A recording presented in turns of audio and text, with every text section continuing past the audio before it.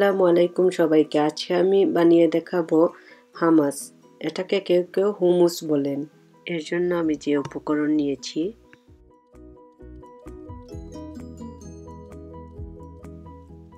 chickpeas নিয়েছি 1 can, 2 cloves of garlic chop করে নিয়েছি, 2 tablespoon ওটার ক্যান থেকে নিয়েছি, 2 tablespoon তাহিনি sauce, half cup olive oil,